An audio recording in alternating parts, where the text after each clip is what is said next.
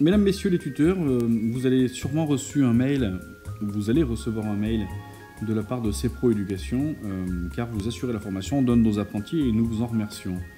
Vous disposez donc désormais d'un espace en ligne collaboratif qui s'appelle la plateforme donc CPRO Éducation. À partir de cet espace personnel, votre espace personnel, vous pourrez consulter les objectifs de la formation, les activités professionnelles à réaliser pour chacune des périodes pour votre apprenti, et vous pourrez suivre les activités de formation et les compétences développées au sein de l'école ou de l'entreprise. Et on pourra accéder ensuite à des évaluations et accéder au livret d'apprentissage global. Voici l'URL d'accès à votre espace personnel. Attention, votre identifiant est votre prénom point le nom et le mot de passe est un mot de passe temporaire qui a été envoyé sur le mail. Vous devrez obligatoirement bien sûr modifier et personnaliser votre mot de passe.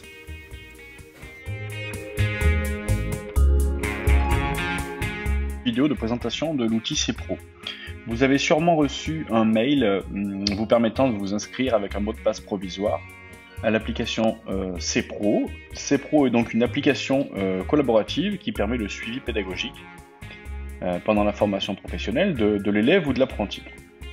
Elle est beaucoup adaptée à l'alternance et elle facilite le partenariat entre l'école et l'entreprise.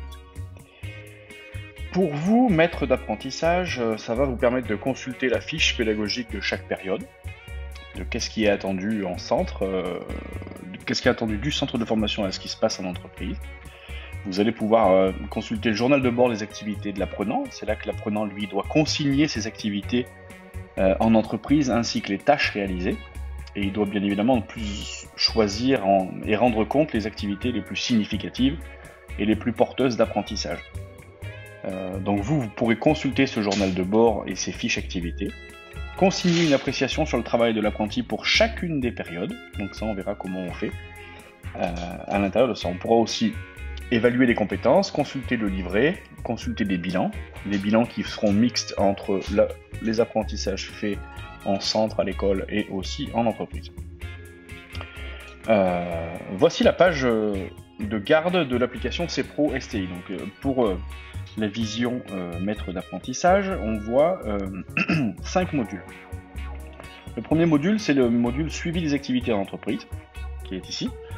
Le deuxième, bilan des activités. Donc quand on aura fait plusieurs activités, plusieurs tâches professionnelles, plusieurs activités en entreprise, on pourra en dégager des bilans. Sur la ligne en dessous, on va se retrouver avec le tableau de bord apprenant et le livret d'apprentissage. Là, ça c'est plus des outils de monitoring pour avoir une vision générale de la progression de l'élève, ou des tâches effectuées, ou des compétences qui ont été faites ou qui ne sont pas faites, justement, pas suffisamment faites. Et en dessous, on a l'édition des bilans pour avoir un bilan de compétences en fin de parcours, à mi-parcours, enfin, quand on souhaite faire un bilan plutôt formel, formalisé.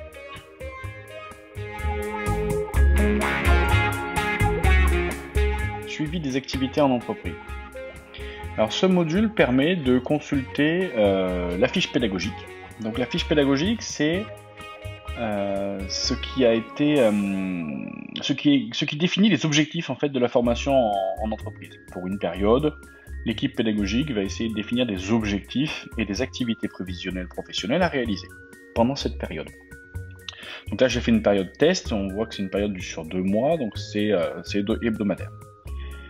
Donc on va aussi pouvoir prendre connaissance des activités de l'apprenti, et on va aussi pouvoir consulter les tâches professionnelles hebdomadaires qu'il a fait. Donc pour toutes ces semaines-là, c'est l'apprenti qui doit remplir ses activités d'un point de vue planning hebdomadaire, et après il peut choisir des activités significatives qu'il souhaite développer en détail. En ce qui nous concerne, nous, il suffit simplement de cliquer sur la période ici pour aller faire éditer le journal de bord. En éditant le journal de bord, on voit bien sûr l'entreprise en lien avec l'apprenti, l'entreprise qui accueille notre apprenti. Ici, rien n'est sélectionné, mais tout se fera automatiquement. Les objectifs de la période, donc ça c'était la fiche pédagogique, c'est-à-dire qu'avaient demandé les professeurs pour cette période-là. Donc ils demandaient, c'était une période octobre-décembre, c'est une petite partie de prise d'autonomie dans l'entreprise. Et on voit qu'il y a des tâches professionnelles qui auraient aimé être réalisées en entreprise. On a un onglet géolocalisation d'entreprise, bon ça c'est pas très grave.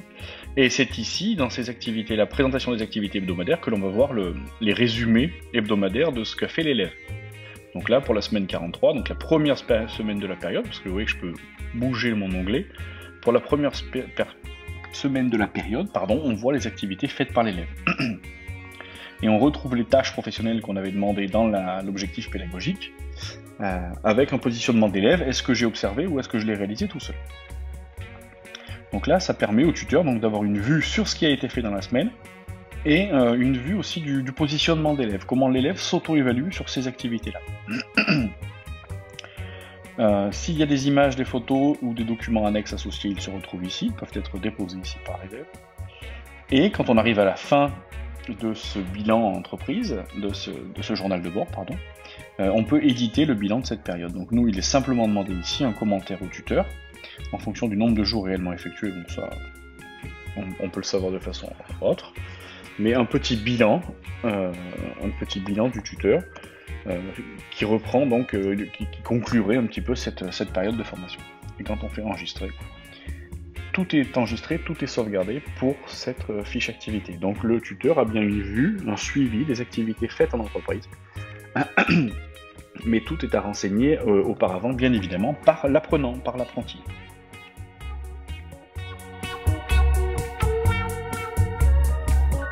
Il permet au maître d'apprentissage de juger du niveau d'acquisition des compétences de l'apprenti dans le contexte de l'entreprise.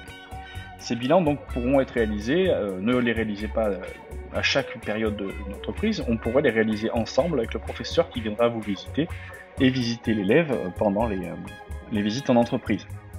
Donc il suffit bien, le message disait tout à l'heure que un bilan est enregistré pour toujours, donc un bilan fait et validé sera inscrit dans le programme et dans le dossier de l'élève.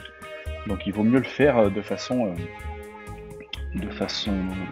pas trop répétée, pas trop souvent, mais de façon réfléchie, on va dire. Donc on retrouve les compétences générales du référentiel, et il suffit simplement de positionner l'élève sur un niveau d'acquisition de la compétence. Par exemple, la compétence 1, ici vous voyez que j'ai 4 couleurs, un A pour l'auto-évaluation, absent, pardon, non pour non évalué. La couleur rouge, c'est pour une compétence qui ne serait bien sûr non acquise. La couleur orange, c'est une compétence qui serait en cours d'acquisition, ou qui n'est pas encore stabilisée en fait, qui n'est pas encore tout à fait acquise. Le vert, c'est une compétence qui est partiellement acquise, et le vert foncé, c'est une compétence totalement acquise, et même transférable à d'autres. Donc voilà, ça je conseille qu'on le fasse plutôt quand un professeur vient faire sa visite d'entreprise, et donc on pourra juger ensemble, en fonction des activités en entreprise, du niveau d'acquisition de la compétence à l'heure de la visite, et on choisira donc parmi ces 4 propositions, bien évidemment pas pour toutes les compétences, si toutes les compétences n'ont pas été travaillées en centre et en entreprise.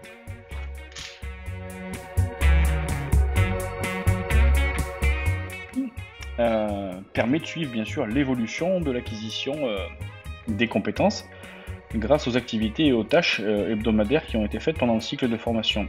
Ce module-là, il est alimenté non pas seulement par les activités en entreprise, mais bien par les activités faites en centre de formation et les périodes d'immersion en entreprise.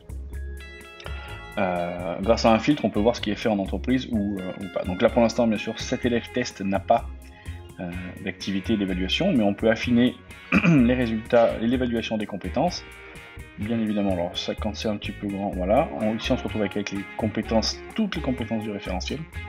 On peut filtrer par unité d'examen.